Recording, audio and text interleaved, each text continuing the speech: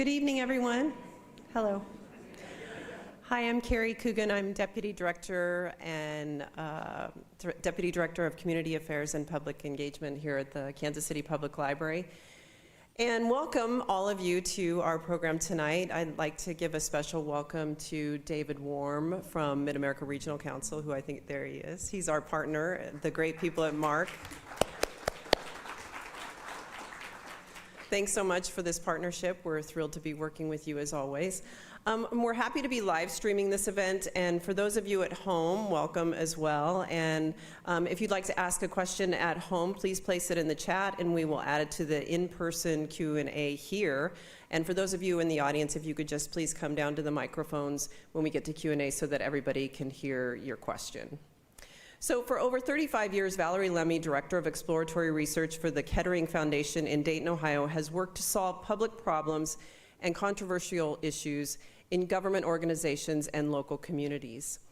A couple of those 35 years were spent working right here in our area, and just after graduating from the University of Missouri at Columbia, Valerie lived in Kansas City, and she has fond memories of tennis on the plaza and evenings at Fred Piat's. Does anybody remember those two things? Working for a more just world is a family endeavor, and several family members, including two of her sons and her husband, have committed their lives to social justice and serving the community, while she has worked through both grassroots activism and civic leadership positions they serve through their local police force. So tonight, Valerie offers strategies for individuals and for groups and ways a community can hold on to its values and how to be better citizens, creating and building trust together. A National Academy of Public Administration fellow, Lemmie holds leadership positions in the National Civic League, the Center for New Democratic Processes, and numerous other local, national, and international organizations. Please join me in welcoming Valerie Lemmie.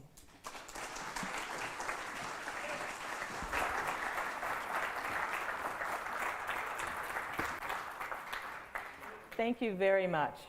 It is a real pleasure for me to be here and join you tonight.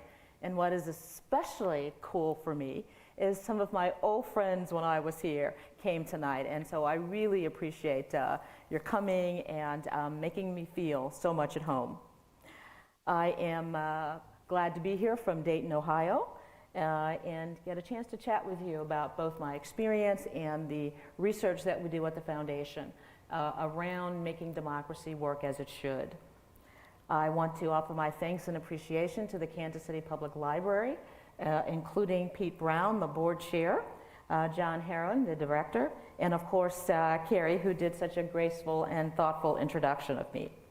As she mentioned, I began my career with the city of Kansas City, and so this feels like coming home. I'm going to do some of the things that I loved to do when I was here. Tennis is less of something that I still do. Didn't bring my racket, though I try to get out there as often as I can. But I plan to eat plenty of Kansas City barbecue.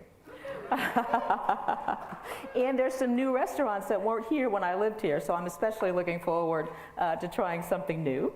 I'm going to walk and shop around Crown Center and the Plaza, which was always fun for me to do, listen to a little jazz, and visit the Negro League's Baseball Hall of Fame. My uncle was a Major League Baseball player. He played in the Negro Leagues and later in life joined the then Cleveland Indians, and that's where he retired. The Indians are, as you know now, the Guardians. And my father was also a baseball player. He was on the farm team for the St. Louis Browns, which is where I am originally from, and was injured, and that ended his career a little bit early. So I have kind of baseball and sports in my blood, though I have to admit I don't really know how to catch, nor bat. As a girl, my parents were more inclined to support my interests, which were in the lines of ballet and gymnastics, a bit more than organized sports. So I'm going to check all that out. I'm also going to make sure I get to the Nelson Atkins Museum and anything else that has come to town since I was last here. So recommendations are absolutely welcome to tell me about those things that I am unaware of. My talk tonight is developing the capacity of local communities to overcome democratic threats. My Kiwi friends would say in New Zealand that believing in and developing the capacity of communities to work together on shared problems fosters community well-being. And that's part of their national agenda, national platform of the Labor Party. They are working to create communities of well-being, and such they are changing the structure of government so that the voice of everyday people is more visible and more a part of the governance process. My community activist friends believe that citizens, when they recognize and act on the power to control their future as democratic citizens, they change the world. Currently, some of them are spearheading a grassroots campaign in Ohio, Vote No on State Issue 1, which, if passed, would make it harder for citizen initiatives to make the ballot. In essence, it would make it impossible for all of us as citizens, the majority, to rule what happens in our state. So that's a very hot campaign at the moment, and I'll talk a little bit more about it. I believe, however, that both are true. Sometimes it's about organizing and mobilizing, and other times it's about finding common ground upon which to act to address shared community problems in and of democracy. People must learn, though, how to work together, because it's not something that we have done for many years now as a collective, and not only learn to work together, but to do it in democratic ways, where people are thoughtful, they are naming and framing problems together, they're finding common ground upon which to act. And places like the library offer locations for that practice to take place, to renew that sense of civic self, involvement and engagement by talking. It is through work, however, that we build relationships, and it's through public work that we start to be able to change the world. Our research findings show that people will engage when it's about something that matters to them. And it is sad to say that, unfortunately, too many of us don't really recognize what democracy is about. We've had it so long, we take it for granted. We no longer teach it in schools. I probably, even in my day, learned more about Western civilization than I did my own country. And clearly, for those of us who have kids in school now, I have a 16-year-old teenager. He's learning, again, more about Western civilization than he is American history. Our challenge is helping people to understand the nature of the threats to democracy, talk about what they can do about them, and how it impacts and affects their everyday life, because that's how you get people involved. They have to see themselves a part of the solution, see themselves, if you will, implicated in the work to be done. Most of all, I don't think any of us can imagine anything different from living in a democracy, but it doesn't take much for that democracy to end and become something else. And so what I want to do tonight is to encourage you to think about not just the one thing, the one issue that I mentioned, issue 1 in Ohio, the issue in Kansas around gerrymandering, or the issue you face in Ohio as well, but in Missouri, around suppressing votes. You've got to think about the collective of them, because that's how we can lose our democracy as we know it. The discussion topics that I'm going to share with you tonight are going to be the work of the Kettering Foundation, what we do, and it's that work that really has brought me here. Our democratic heritage. I'm really surprised that most people don't really know what democracy means or it's all about, so I want to talk a little bit about that. The threats to democracy, what they are and what we can do about them, and barriers to public participation. People don't participate, and if many of you think that your voice isn't heard, what do? You don't show up, and you tend to then galvanize around and work around your friends, people that you know, often in gated and closed communities, and so you're only talking to those who think and respond and act like you, rather than the larger community who may have different ideas, different experiences that should be considered as we make public policy. We're also going to talk about ways to strengthen democracy, restore public trust, and foster community well-being. These threats to our democracy, I hope that you are paying attention to what they look like, and I think if you're here tonight, you probably are, and that you don't allow the fact that there's so much going on to encourage you to be inactive or to feel intimidated about what happens. There are 1,500 to 2,000 bills introduced in most General Assemblies every year. None of us have the fortitude to look at those bills.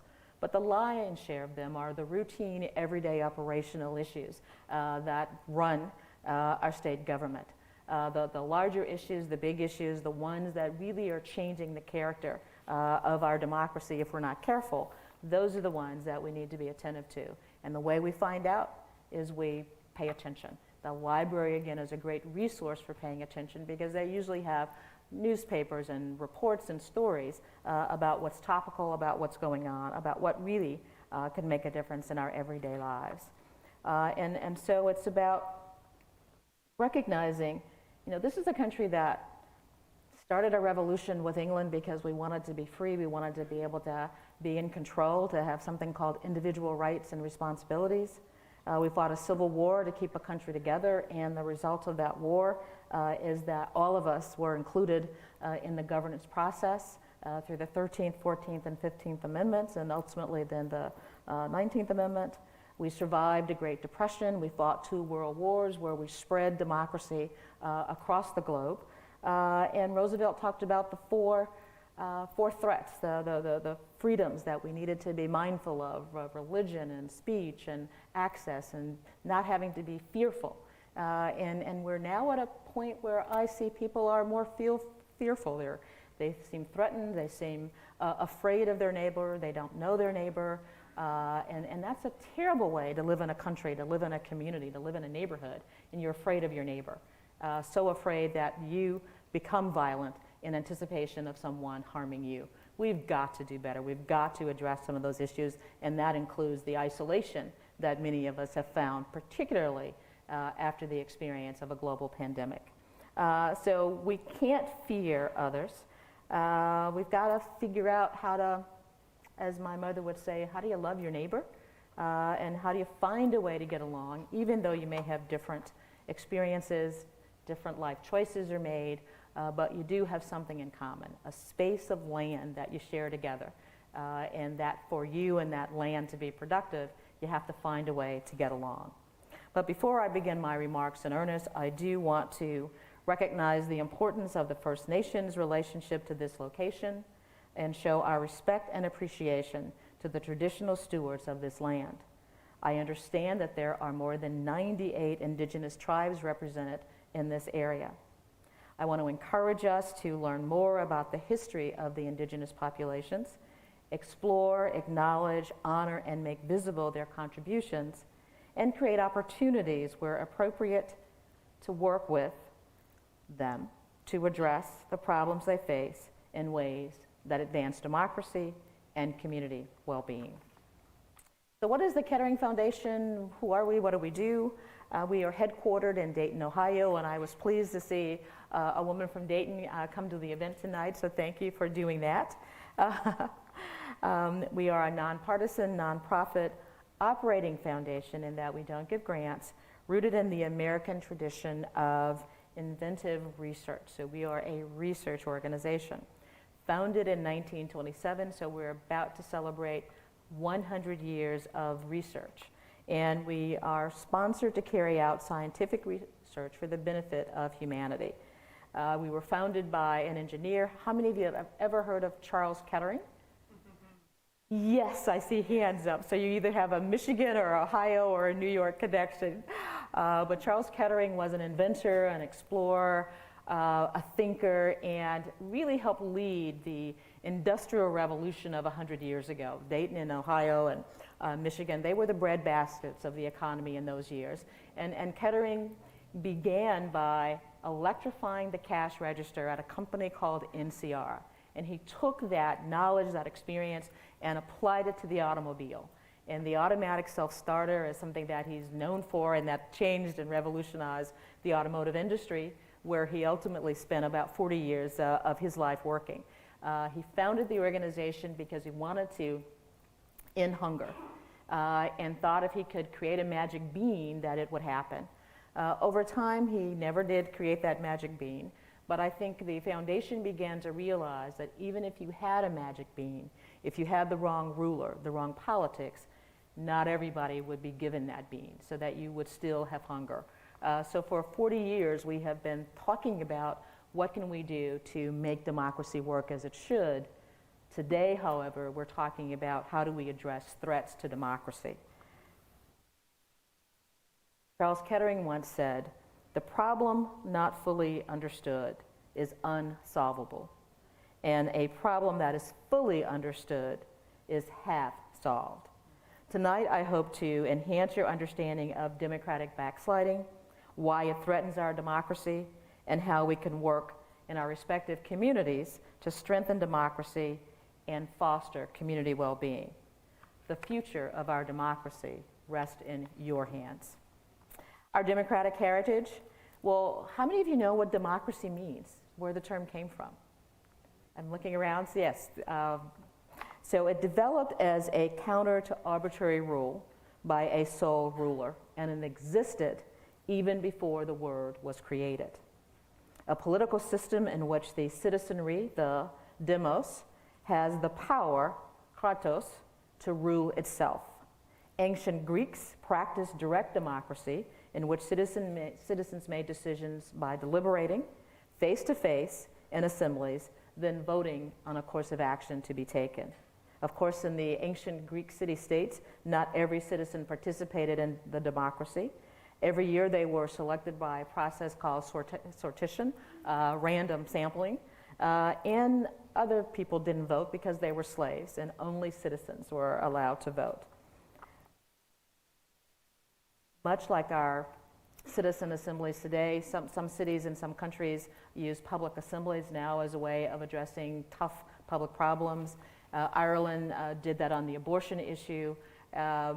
Portland and other cities are using it for other kinds of issues where a group of citizens randomly selected meet, get good information about an issue, talk about it, and then make a recommendation to the elected body.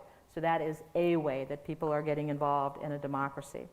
But I think what's important tonight is our founding fathers scale this concept of democracy to include a constitution and elected representatives.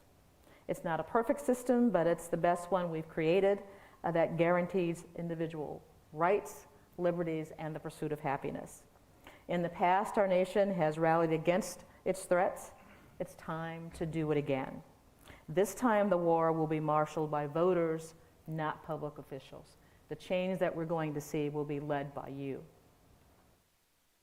It's the work of the millions of people at the ground level who come together and say, enough is enough. And as Fannie Lou Hamer once said, I'm tired of being tired. I'm tired of not being heard. I'm tired of systems that don't seem responsive to what I need. I'm tired that we can't do better as a nation to make sure that everyone has access to the minimum things they need, like health and welfare and happiness. American democracy began in earnest in the Declaration of Independence. The Founding Fathers explained why they were taking up arms against the British and creating a new nation. And the founding principles included empowering individual citizens and giving them sufficient control over their lives by creating democratic governance system.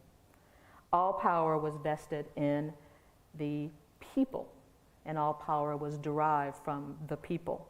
All members of a community being equally engaged in the work of creating and constantly recreating that community. And they called it a republic, but it had democratic overtones, which expanded over time as people became citizens and granted voting rights. We all know that initially it was landed property owners, white men, who were granted the vote and were deemed citizens. And today we have a multicultural democracy where birthright citizenship is the law of the land. Benjamin Franklin said that we are giving you a republic and it's up to you to keep it. And I'm going to charge you with that same thing, that it is up to us to keep the republic that our founders gave us. From founding, democracy was understood and promulgated as citizen-centered, with citizens having responsibility to engage in civic life. It was about more than voting. Good citizens are good, active, civic citizens. Progressive era reforms, and certainly most of my career was spent in local government, and I really sort of see myself as a city manager more than the other responsibilities I've had over time. But in the 20th century, that meant that professionals tended to substitute the work of citizens. And at some point, they were disinvited, if you will, from the public square. They were removed from the equation and became customers, clients, and constituents. Today, we are a multiracial, multi-ethnic democracy where citizens have the right to participate, but they rarely do. It's very hard to participate. I just remember the people who would come to city council meeting and have a problem that they couldn't find a solution to, and when they stood up to speak their heart out in the 3 minutes that they were given after they had registered in advance of the meeting, nobody listened and nobody responded, and they didn't understand why. The system of governance didn't respond that way. There were other ways to respond, but if you didn't know how the system worked, you didn't know where to go, you didn't know what to do. And so what do you think a person feels who bears out their soul, some problem they can't fix by themselves, they don't know where else to go, they go to their elected officials, and they're for the most part ignored. It doesn't build trust, it certainly doesn't encourage people to have confidence in the institution of governance, and that can be sometimes the only experience they have directly with government, and it's a negative one. And we wonder why people don't get involved. We wonder why people are cynical. And the only times that we see people sometimes getting involved is when they are protesting, when they are screaming, and when they are yelling. They seem to believe that that is the only way their voice can be heard. And many of our experiences in day-to-day city life bear that out to be true. We could do better than that. It's time to change that, to invite people back to the agora, the public square. Time to work with their neighbors on strengthening our democracy. In our democracy, people are the ultimate power, and voting is how that power is exercised. And I know at times you may think your vote doesn't count, but it does. It matters. And there are reforms that can be instituted to make it matter more. But you have to participate if you want to change things. And our democracy is fragile. For the past 16 years, Freedom House does an annual survey of democracy, and democracy is on decline. Majority rule is important because it gives us an opportunity to hear what everybody thinks and says, and there are checks and balances to make sure that the minority voices are heard and included as appropriate. So what are some of the threats to democracy? Western liberal democracy is in crisis. Worldwide, this is not a US phenomenon, it is a worldwide phenomenon. I talked about the fact that 16 years running, the United States used to be at the top of the list, now we're down to 5th. There are many Western democracies that are stronger than our own. How can that be when we were the purveyors of democracy around the world, when we were the ones who founded the system and the process? Where did we go wrong? Where did that turn? And somehow we find ourselves now in a democratic recession that has placed liberal democracy on the defensive. Global pandemics highlighted the inequities that we find in our country, the lack of access many poor people have to healthcare services in a time of plenty.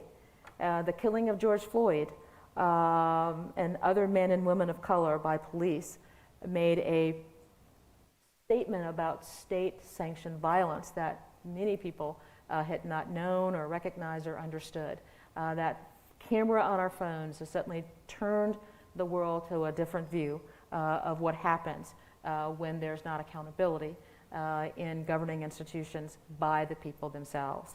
And the problems, again, are worldwide. They are not unique to the United States. So there's growing public discontent with our political and governance system. How do you feel about the way things are governed in Kansas City? Are you happy? Are you sad? Are you wanting to see more or less? Where are you? Just shout out your answer. Sad? Frustrated? I don't know with the context of, but I want to learn is the best thing possible. So if we don't know what we think about our own government, if we're frustrated by the government that we have, what does that say that needs to be done? To me, it says we need to do something about it, and we need to do it in the context of the democracy that we want to see, through the rules and the regulations and the processes that are available to us that help us become the kind of democracy we want to see. We've also got some issues to deal with. We still have to deal with the legacy of slavery and Jim Crow and have a reconciliation about what that means and how we go forward from there. We also recognize that authoritarian-minded leaders exploit division, exploit fear to their advantage, not to the advantage of our country. Policy stalemates that we see at the national level are shifting policy debates and discussions now to the state level. I mentioned our own state, Ohio, the issues that would have been more national had there not been the gridlock and the polarization that we see, the frustration that many people see when they look at government and they read the newspaper is primarily going to be about what happens at the federal level, yet it's at the local level we live, and I say it's at the local level where we can make the biggest difference because we have a better way in a smaller community context on focused issues to have our voice heard and to have that voice work into changes in public policies, practices, and procedures. Some of the issues that we face, clearly the collapse of the separation of powers. Rather than three equal branches, the executive, the legislative, and the judiciary, we have kind of straight lines. So you've got what happens in Washington comes down to the states, and then the states sort of look at one another, and based on party lines, we're going to go that way, we're going to go that way. So living in Ohio, and I'm from Missouri, I can tell you that what happens in Florida is going to happen in Tennessee and in Texas and in Ohio and in Missouri. And I don't even have to tell you what the issue is, but that's likely how it's going to go. And I can tell you the same thing on the other side. If it happens in California, it's going to happen in New Jersey, it's going to happen in Washington, D.C., it's going to happen in Pennsylvania. How can we have a country with the distinct separation and division that we have? How can we have a country where states choose not to accept federal funding for health care in some of the poorest counties we have in our nation because of political views rather than putting first and foremost the needs of the public? How can we address the outside moneyed interests that finance political campaigns and have so much to do with the outcome of the campaign? I am amazed, and when I was a city manager for the city of Cincinnati, I was amazed that running for mayor of the city of Cincinnati, I think the salary then was probably $130,000 maybe. The candidates were raising $1 million in direct contributions. Added to that were the in-kind contributions from the unions and other interest groups. To be the mayor of Cincinnati, you're raising millions of dollars. What's wrong with that formula? What does it say about who can run and who's included and who's excluded? What does it say about what our democracy is about when money becomes the key driver as to whether or not someone is elected to public office? We have state preemption, where the states decide that, well, this decision of the city of Kansas City around X is too liberal, we don't like it, or it's too negative, we don't like it, and we're going to overrule the city. When I lived and worked for the city of Dayton, we had a residency requirement for public employees. If you work for the government, you live in the city and support the government and the community. The state overruled that, which was a long, hard-fought battle. And so guess what now? Most city employees no longer live in the city, and the impact not only on the income taxes, but on civic life in the community and on our public schools is deleterious. I mean, you can feel it, it's palpable, the difference it makes when people work for government, but they don't live in the community. Not because they can't afford it, but because the state passed legislation overruling the city's decision about what was in their best interest. I talked about state issue 1 in Ohio, and it's going to be here soon, so you might want to pay attention. It's an effort to eliminate opportunities for majority rule to happen through citizen ballot initiatives. It's a real important fight, and there are lots of backstories that I won't get into, but citizen initiatives, citizen ballots, that's the way that we've been able to, when the majority of people in a state have an opinion, to affect that decision. And in our state, it was first around redistricting. A ballot issue created a citizen commission to design new districts. Today, it's around eliminating the ballot issue opportunities themselves. We can't let that happen. It's through the vote that we're able to exercise our real power and authority as democratic citizens, and I think it's through that vote that we have to make sure that that power is not lost, and that we clearly understand the message. And so I'm amazed. I'm looking at the campaigns, yes and no, to vote against that ballot issue. They're raising more money for communications than they are for the sort of grassroots ground game of getting people out to vote. So it says a little bit about where we are as a country, where it's communicating a message is where the money is spent, rather than getting people to the polls to vote. We've got to switch that scenario. We've got to get people out. We've got to get them engaged. We've got to help them understand the import of an issue on their day-to-day lives. So I think that we have to fight. I think we have to organize. And I think we have to have a clear, salient message for people to understand why should they get involved? Why should it matter? It should matter because our democracy should be worth something. It should have some value, some concern about what happens. And I was asked today on a radio program, well, people are busy, they don't have time. Our research and my own life experience shows if it's important, we make time for it. And how do we make democracy important? People experience problems differently as public officials. We tend to think as public officials we may have the answer, but we often don't. And we've got to find a way to really engage people more directly. I'm told that's my signal that I need to hurry up. So let me talk more specifically about what we can do to address the threats to democracy. And I'm going to say I think the primary thing we can do is push reforms that strengthen democracy. And some of those reforms include considering an open primaries, where candidates who stand for office are voted on by everybody who lives there. Thank you. I think it means that we have citizen-drawn voting districts rather than done by politicians. I mentioned the Citizen Ballot Initiative. I think we certainly have to do that. We have to explore other forms of voting, like they've recently done in St. Louis with ranked choice voting. Maybe that'll come here as well. We have to deal with dark money in campaign finance. We have got to find a way to at least make people own up the contributions that are being made to issues and to political campaigns. We've got to require ethics filings. I think all of us have been appalled by what we're reading about our Supreme Court of the United States. And there's got to be public accountability for that, and we've got to understand. I read today that not only is it accountability for me, but my grandnephew's tuition is being paid by a supporter.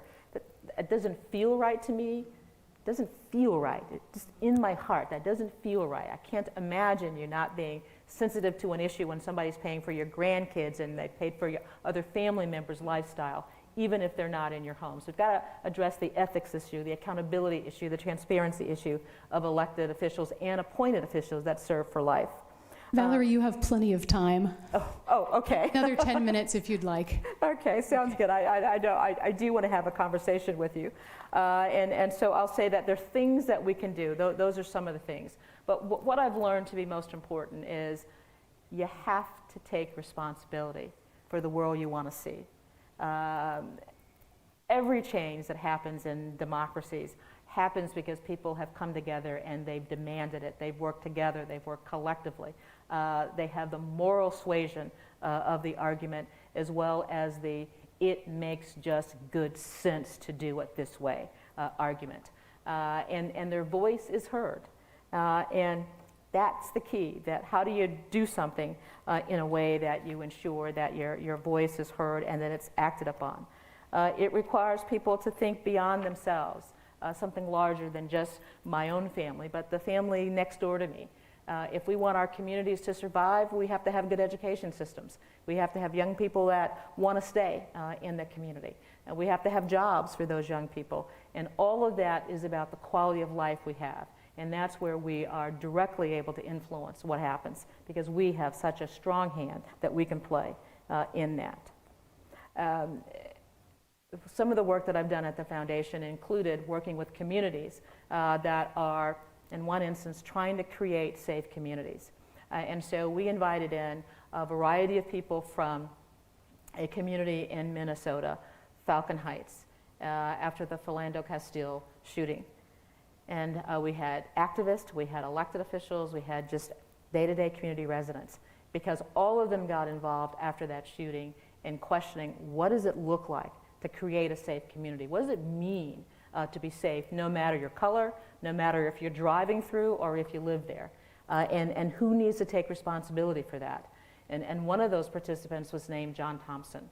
And he was an activist, he was a friend of Philando Castile's, and he said that he was the loudest voice protesting at city council meetings, protesting in front of the house of the mayor, and ranting and demanding that there be a change in policing practices. Then at some point he had an epiphany. He realized that he could shout and scream all day, but that wasn't going to change a thing. That the only way to change something was to sit down and begin to negotiate, to talk about what the problem was, to talk about what he'd like to see as an answer, and to do that with other people in ways that they could come to a solution. And I'm proud to say that the community did just that. Many of those activists ran for public office. John is now a member of the State General Assembly. But more importantly, they realized that finding common ground, finding a way to work through their tensions and their differences, that make trade-offs so that they could live together. And the community took responsibility. Everyday people took some responsibility for safety. And they stopped calling it policing and started talking about creating safe communities and what is my responsibility as a neighborhood resident to keep the community safe. What is the institutional responsibility that includes the elected and appointed officials and policing? And we all have shared responsibility, and we have to work together.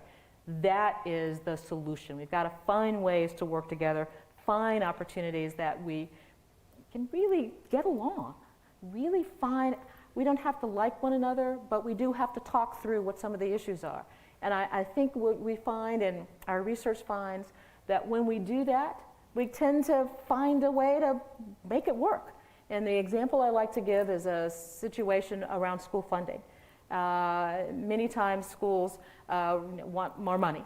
And as we get older, we start to think about, I don't really have that kind of disposable income. I'm not going to support another tax increase. And then I sit down and I talk in a forum with my neighbors, and I talk about why I'm opposed. And I hear the stories of my neighbor about why more public support is necessary. And when I hear the story about the single parent who lives down the street from me, who has to be to work and doesn't have flexibility by 7 a.m., and the bus doesn't come to 7:30, and what does she do when she doesn't have the resources to do anything else? And I start to think, maybe there are some solutions, and I might have to support a tax increase in order to recognize that this hard-working woman and her lovely family deserve the opportunity to have a quality education, and to the extent that I can help make that easier for them, I can keep people in a community that ought to be here, I'm willing to make that trade-off. And that's what we're talking about when we use the term common ground. What are the trade-offs that we have to make in order to live together, to get along together, and have a high quality of life together? Trust is a big challenge, and we tend to talk about the lack of trust people have of their institutions, and some of what I heard around the frustration, and some of my comments have been in that regard as well. But guess what? Institutions tend not to trust you as well. And you can't work together when there's that mutual mistrust. I don't trust that you're going to show up when I invite you to a meeting that's important. I don't trust that you're going to follow through if you commit to do something. And I don't trust that you're going to give it kind of your all and put in the work that's required. That's what public officials say about you. And guess what? That's what you say about public officials. So we've got to find that common ground, the meeting of the mind. That sort of the term of art in research is co-production. We've got to find a way that the public work that has to be done in communities can be done collectively with both community people and institutional people. to strengthen civic structure and experience. Muscle memory, we all know what that is. Well, civic life is the same way. If you don't practice working together, deliberating, finding common ground, working through solutions, if you don't learn how to do that, you're never going to be able to do that. And so creating a civic culture is something that's really important. And I find that a good way to do that is with public support and places like the library that are known as neutral spaces where we can learn and practice how do I work with my neighbor when maybe I don't like the ideas that they've come up with. How do I find a way to practice and learn from that practice so that we can really create a civic culture. And once we have it in our neighborhood, how we can expand that to other places.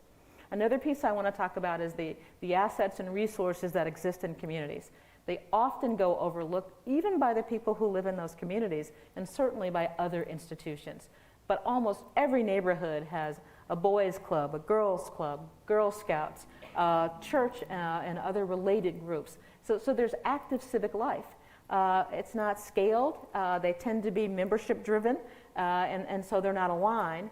But gee, what power would we have if we started to align those relationships, we started to scale that work, power to make a difference in the quality of all of our lives, and power to address the threats to democracy.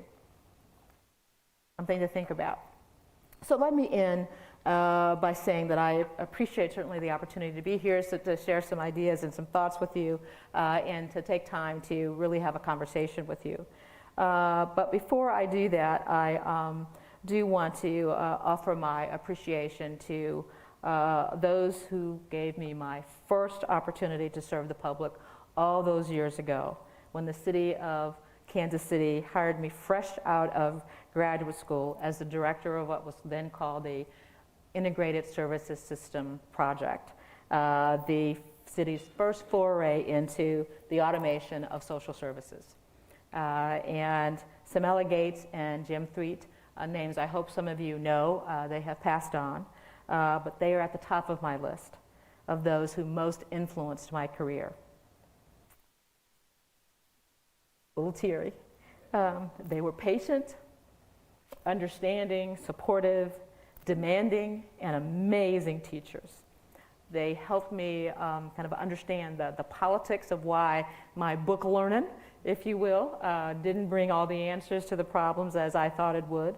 But as importantly, they inspired me to be what Aristotle called the golden mean, to be my better self. To this, I must add Alvin Brooks, Bob Kipp, and the staff of the Urban Affairs Department. And I have to give a special shout out to Councilwoman Joanne Collins, who was here with us tonight. A strong,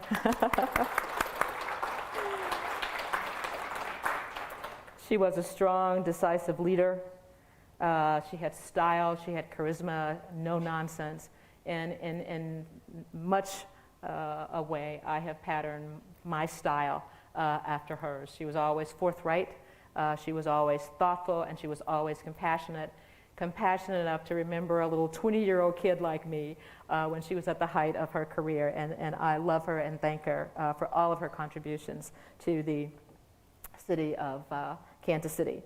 I was wet behind the ears, and they really contributed to my political awareness. I absolutely thought that because I read this book that there was a solution to every problem, and it was that easy. My professional success, the city loaned me to the federal government. I then joined Washington, D.C. government, and as they say, the rest is history. I've tried my best to repay them by mentoring young public administrators, hiring as many as possible in career ladder jobs, as opposed to dead-end jobs that don't have an opportunity for growth and development, and ensured that they received the training they needed to be competitive and to be successful. So in closing, I want to challenge you never to underestimate the power of a determined people to change the world, because in fact, that's all that has changed the world. To kind of roll up your sleeves and join hands and begin in earnest the work of strengthening our democracy and building strong communities as part of that process. Fostering, if you will, community well-being. Advancing multiculturalism, whether we like it or not, we are a multicultural democracy. Let's embrace that. Let's enjoy that. Let's find a way to enhance and expand on that. Let's truly be the country in the world that everybody wants to be a part of because of the way we govern, because of the inclusion and belonging that we have, and we aspire to always do best. Instead of thinking of how hard your journey is, think of how great it will be while you're there. Thank you.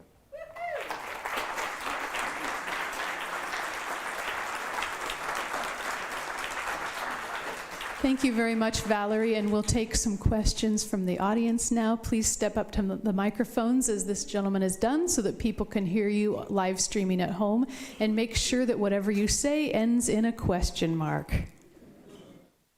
If we were to institute a civics course at the high school level prior to the age at which students are allowed to drop out of school, what would be some of the things that you would like to see taught in such a civics course?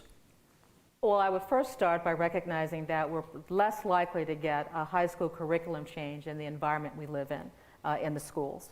I am a former school board member of a charter school, and I will tell you that the state requirements, it's just impossible. But we in the community can become the civics teachers.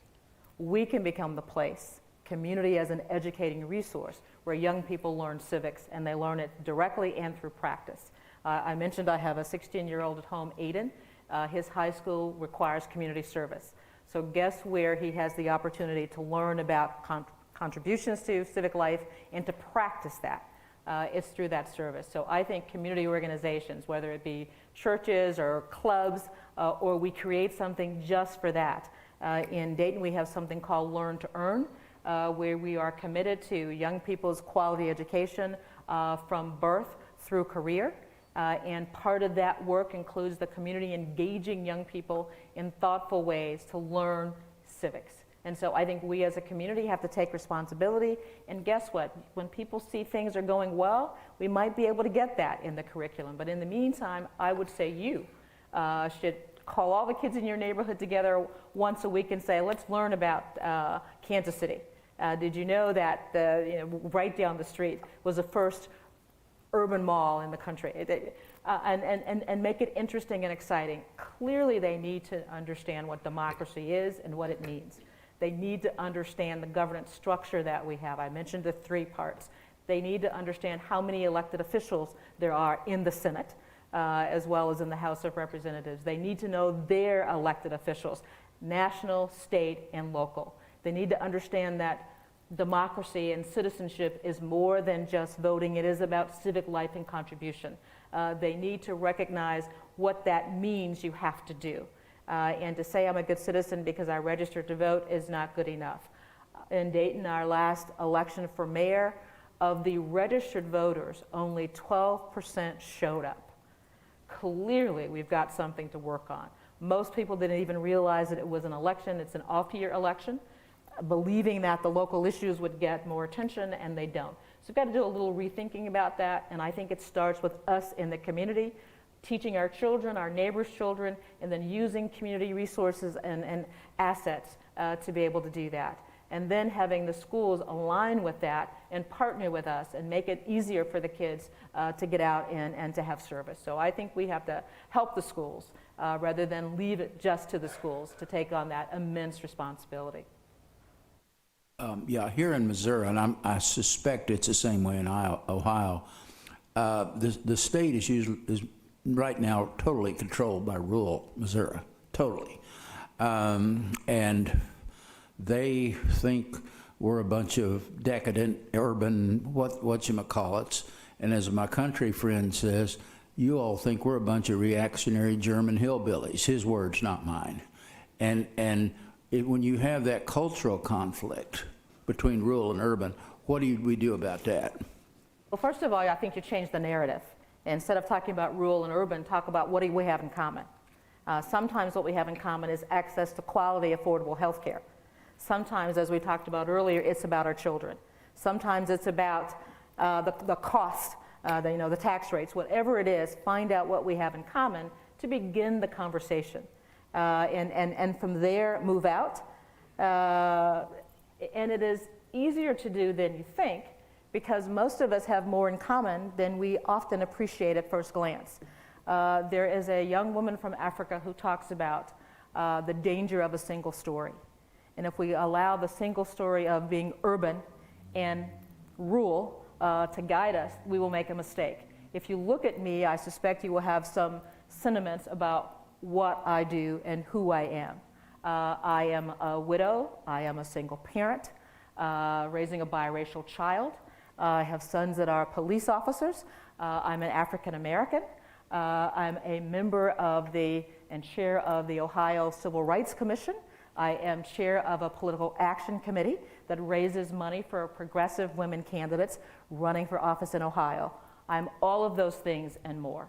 And if you only look at me and only think that I live in Dayton, you might miss all those other places where there could be a connection, and all of those other places where we might find some common ground upon which to work going forward.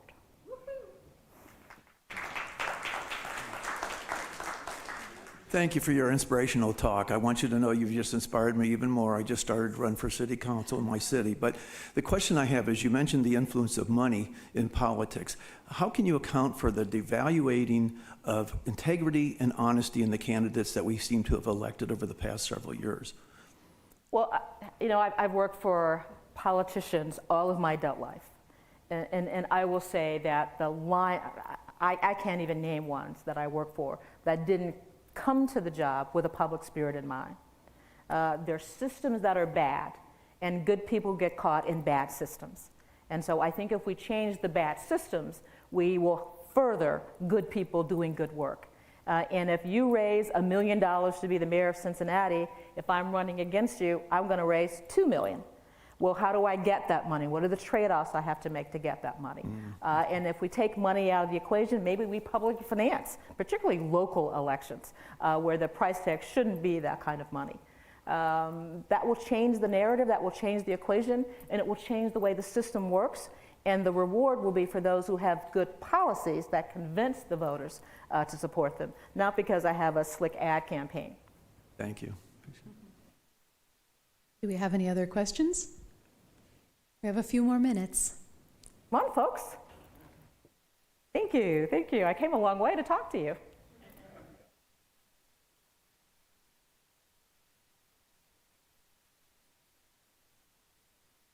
Okay, thank you for coming. My question is, I'm 72 years old, been voting for 50 years. I've never had a Democratic U.S. Senator in all those years. I lived in eastern Kansas and western Missouri. U.S. Reps usually is always Democrat. And I don't know what we can do to change it so we can even do anything about it. So I've got the lavalier on. So I would suggest that maybe what the real question is how can I have elected representatives who think like me? And to do that, I think it starts with how do we determine who gets to stand for public office in the beginning? I mentioned that right now you have a Republican primary or you have a Democratic primary, and only those of that party get to vote. Well, if we had an open primary where everybody got to vote, it seems to me that it would make people more sensitive to all of our needs because they would need all of us to be successful. So again, if we make some reforms and change the system, we might have a different outcome. And, or you can move to Ohio where we do have a Democratic senator, if that might work for you. But he was elected because he was able to speak to people across the state in a way that made a difference. But I think importantly, all of us, I want to see my thoughts and my views reflected in the people that stand for office. But I also want them to be righteous, I want them to be thoughtful, I want them to be respectful and kind of other people, and I expect that they will have to negotiate. So while I may be 100% on this side of an issue, I recognize that the trade-offs that have to be made for our democracy to be successful might mean that he or she is someplace here in the middle. And that's how the government moves forward. So I think we just keep trying to find ways to ensure that our voices are heard and that people feel accountable to us. And if they don't feel accountable, if there's not transparency, we're probably not going to see the kind of people that we want. You know, I grew up here. This is my home. My family is here from St. Louis. I don't like a lot of the things that I see. It didn't seem to me that that's the way it was when I was growing up. It seemed to me to be a great place to live. I love this state. And I think we can be better, but we have to get engaged. If Dayton is any example of what happens in other places, the first thing is not to be frustrated that people are not kind of where we want them to be, but to engage and say, what can I do to make that possible? That's why I'm involved in a political action committee. I believe that women deserve an opportunity to stand for office. They tend to bring different perspectives to public office. And 5 years ago, when we looked around the state, there were almost no women in statewide offices. They tended to be concentrated at the school board level. And so we thought, well, what do we do as women in the state who care about these issues? How can we make a difference? How can we have people who are responsive to us? And well, we said, well, one thing is we have to identify women and encourage them to stand for office. Women tend not to volunteer for public office, interestingly enough. They will respond when asked. And so we had to find candidates, women who were willing to stand for public office, and that's not an easy task. Having worked for elected officials, I can tell you, your private life is on YouTube every day. And so it takes a certain personality that's comfortable with that, and you want somebody good, who's gonna work on good, solid public policies. So finding women to stand for office, as an example. Raising money to help them be successful, like it or not, they have to have money to run an ad campaign. And our state law, we give small amounts, $5,000, $2,000, but sometimes that can make the difference between somebody being able to buy a campaign ad or put signs up or hand out flyers. So helping support their campaign. We have an education component. How do we educate them about the process, about the laws, about how do you write a bill, how do you introduce a bill? If you've not done it before, you don't know how. And so how do you prepare people? So join me in helping identify and prepare the next generation of leaders in ways that they are more sensitive to the broader needs of the community, and ways that they care more about the people they serve than the institutions they serve.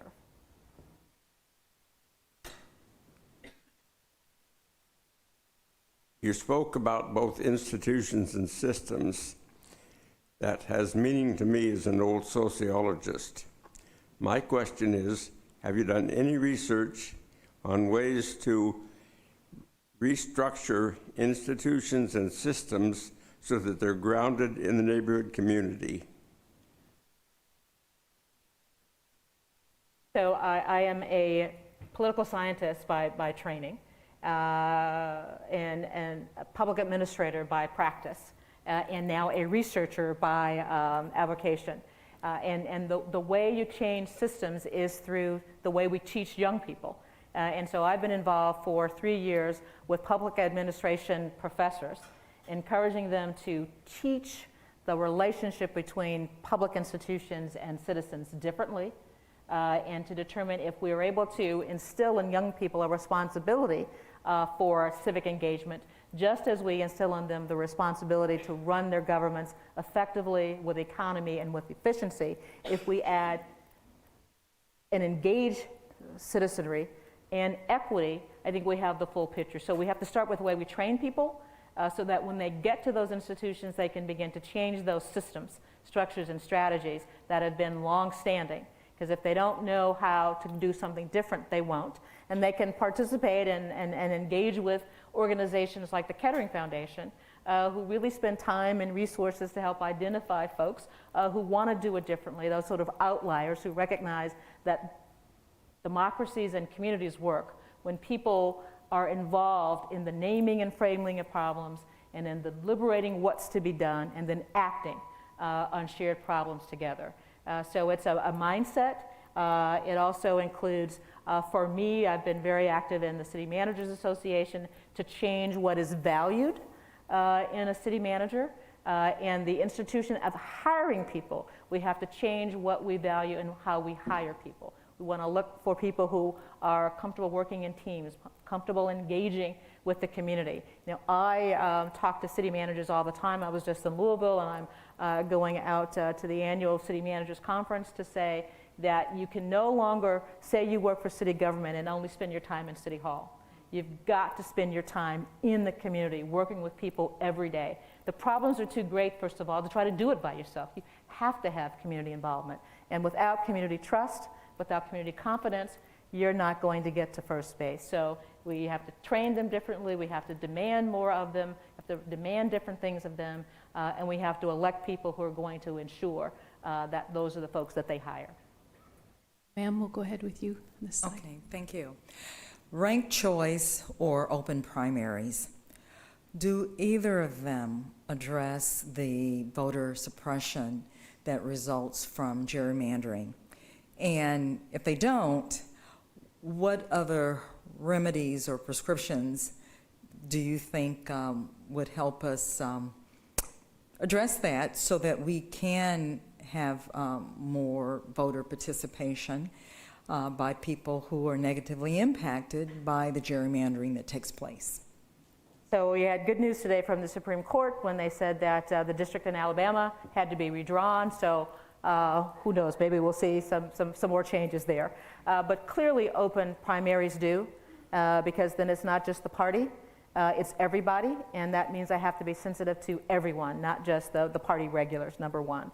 And I have to be able to do that before I'm even a candidate. You know, I'm running in the primary, so that's even before I'm a candidate representing a party. So people have got to recognize that I can't just have you like me, and all I have to do is appeal to you and people like you because you are the only ones in my district through gerrymandering.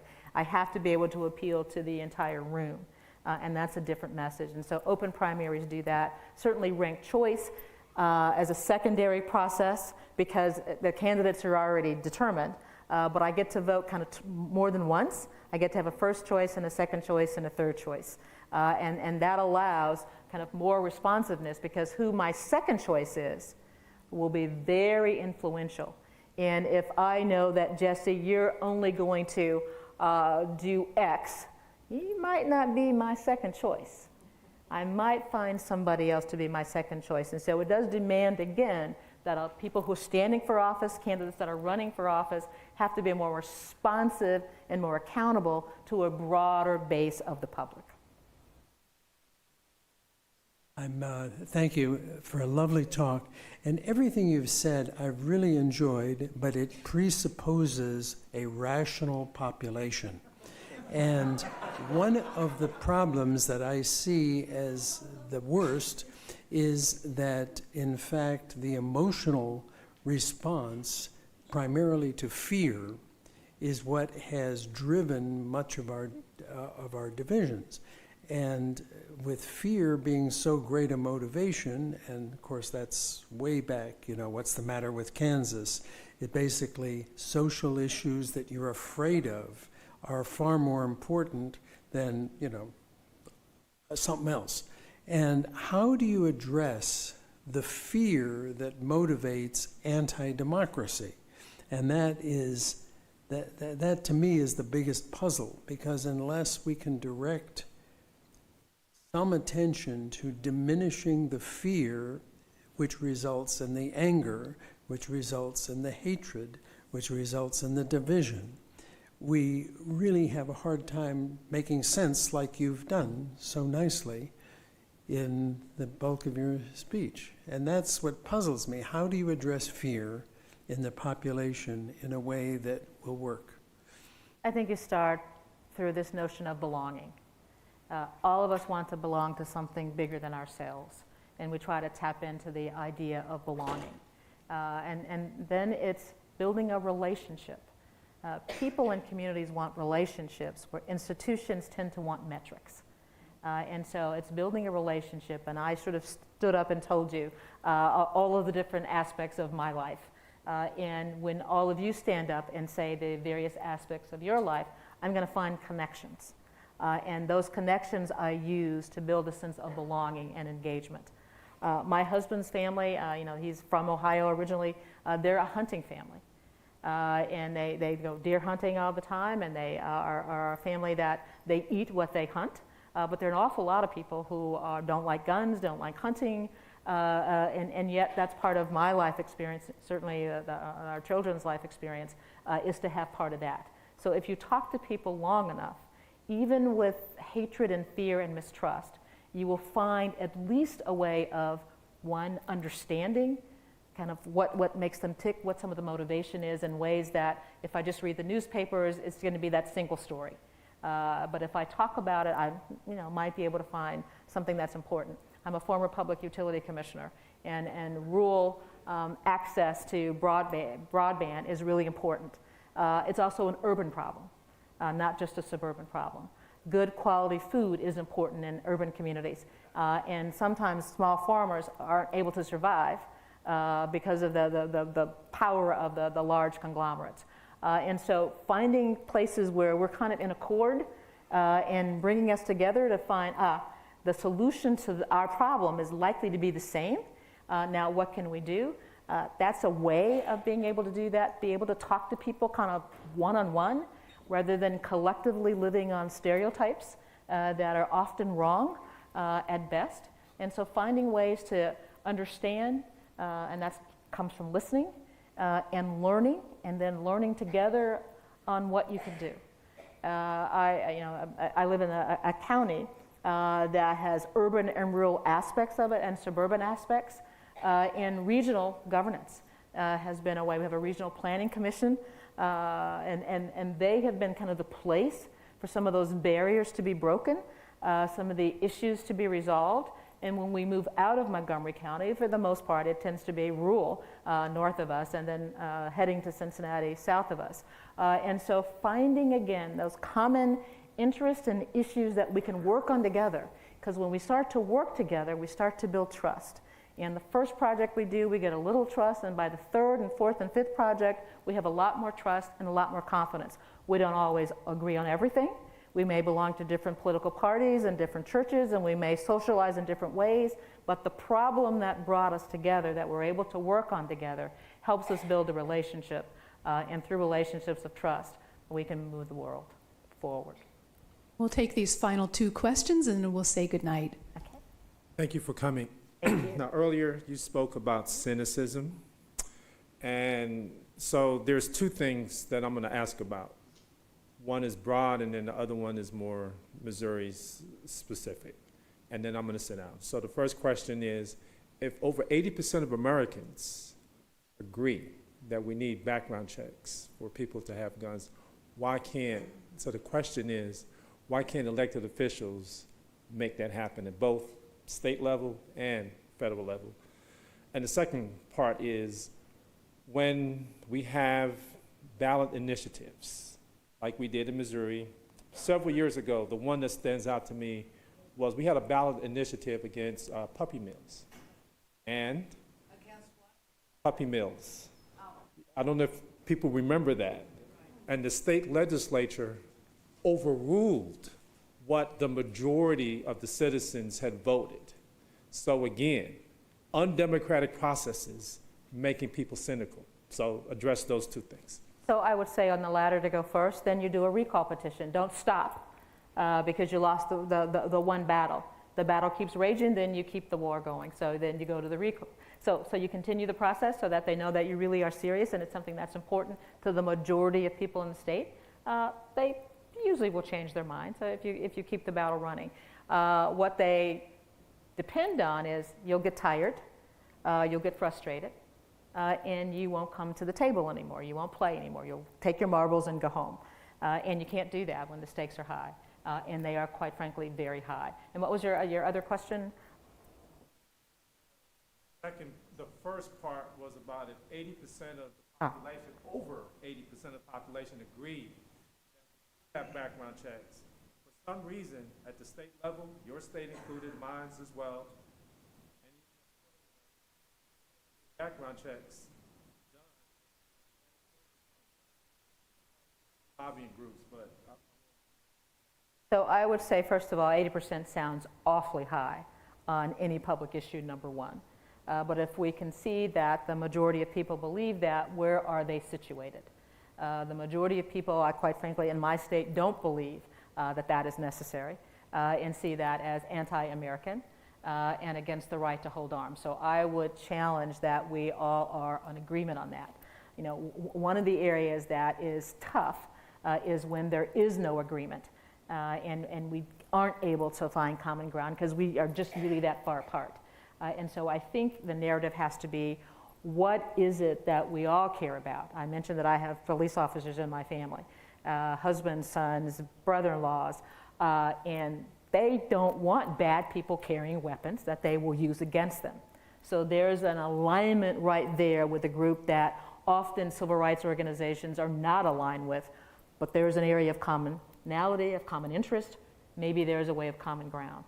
Getting other people to the table with you when the argument might change the way it's perceived by elected officials, because you're building a fairly strong army then of support to do something differently. Ma'am, did you so have find your something? other aligned partners. Go ahead. Our final You've question. been so patient. Thank you. My concern is how people of different ages can talk together. And I was thinking of a time about a year ago, actually after I'd been at the library, and I was at a bus stop, and I got to talking to a woman, and I was saying, when I was young, you saved every scrap of metal. You never threw away any metal. That you had a garden at your yard, even though you knew nothing about gardens, and that, you know, some different things of that kind. And she said, "How old are you?" And so I told her exactly how old I was, and she said, "I knew it. You talk just like my aunt, and she is the same age as you." And she talked about all the things you're talking about. And so I thought, here was somebody's aunt who was in another part of the country where I had grown up, and yet we had a lot of the same attitudes because of how things were at that time. So how do we manage to talk with each other? So one of the things that the federal government is beginning to look at, and I urge local governments to think about, is multi-generational housing.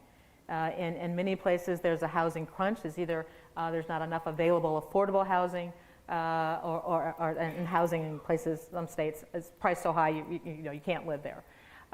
So multi-generational, where seniors and young people all live together, and there are public incentives for that to happen, so that you walk out the door of your apartment and there are all sorts of people that are in the same property that you are, that facilitate those kinds of conversations, those kinds of sharing of experiences. You know, I feel pretty lucky that my grandparents were, my maternal grandparents were alive when I was a child, and we spent most of our time with our large family. In those days, my grandmother had 8 kids, so there were large families, and there were always people around. And you know, every morning my grandmother would wake up about 5 o'clock and cook breakfast for everybody. Even though by the time wears on, everybody was me and my brother. But a way of engaging is sharing space. And so find spaces that you can share that are multi-generational, that encourage that. As I get older, it might keep me from being institutionalized in a setting with just old people like me, and give me a chance to have young people to tell their stories. And I would say for them to tell you their experiences, because their life experiences are very different from ours as the generations are want to be. The coming of age period in your life is what most sticks out, and that's where most of your learning took place, and that's where most of your memory rests. And so as they are coming of age, you get to share those experiences with them and get to tell them about your life experiences. Thank you all for coming, and I think we'd love to keep talking to you. Thank you, Valerie.